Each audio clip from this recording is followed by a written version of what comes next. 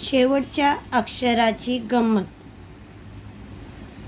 हाताचे शेवटचे बोट करंगळी.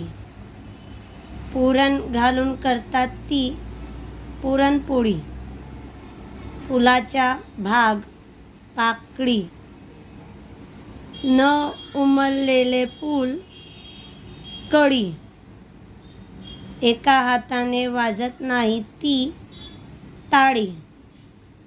लाकडे एकत्र बांधून केलेली मोडी.